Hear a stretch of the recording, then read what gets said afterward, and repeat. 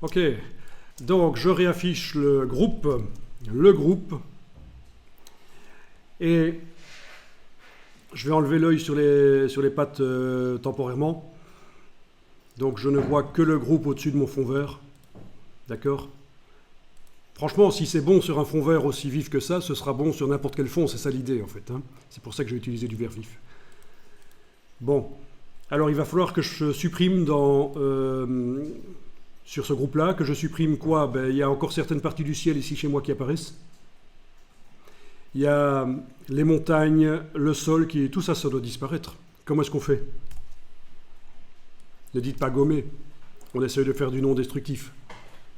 Comment est-ce qu'on fait? Oui, pour faire disparaître sur ce groupe-là, hein. Donc, vous voyez que les pattes là, je ne les ai plus affichées, hein. Je travaille uniquement sur le groupe là, qui contient mon calque écrété et mon calque bouche-trou, donc mon système d'écrétage, ma sélection propre sur la girafe. Ah tiens, elle a un peu de transparence là.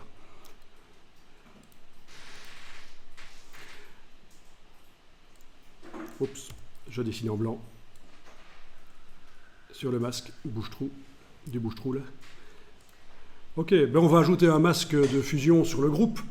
Quand les groupes sont apparus dans Photoshop, on ne savait pas mettre de masque de fusion dessus, mais maintenant on peut. De plus en plus, avec les différentes versions de Photoshop, on sait faire des nouvelles choses sur les groupes. Donc le groupe ici est fermé. Je vais ajouter un masque sur le groupe. Voilà, un masque qui masque rien. Donc j'ai simplement cliqué sur l'icône du masque, il est blanc.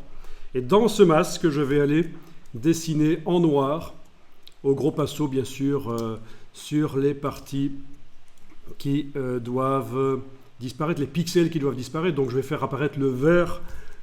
Le vert du calque d'en dessous va réapparaître forcément. Si je dessine en noir là, je vais masquer certaines parties de l'intérieur du groupe. Je vais voir réapparaître les pixels verts d'en dessous. Pour un débutant en Photoshop, c'est pas toujours évident à comprendre ça. Voilà.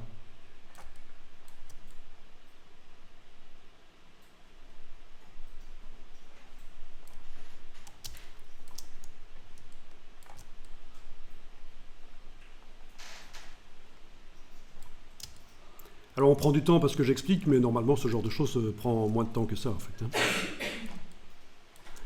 Et alors l'endroit des pattes, là je vais faire disparaître carrément les pattes, puisque normalement il y a l'autre calque d'en dessous qui actuellement n'est pas affiché, qui va servir à gérer les pattes.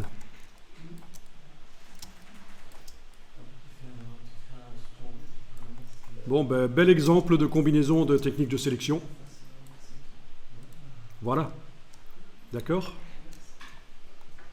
Ah, c'est pas facile, hein. Je compatis, je sais que... Bon, pour certains qui connaissent déjà Photoshop, peut-être que c'est finger in the nose, c'est facile, mais pour d'autres, c'est peut-être pas si facile que ça.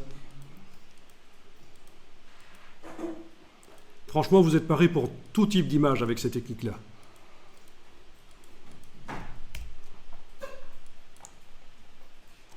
N'oubliez pas d'enregistrer sous un nouveau nom.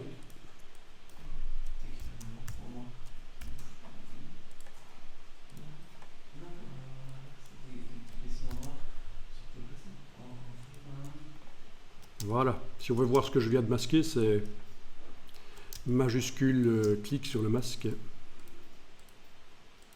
Ah oui, plutôt comme ça.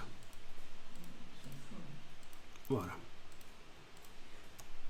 Puis on réaffiche ça pour les pattes. Et voilà.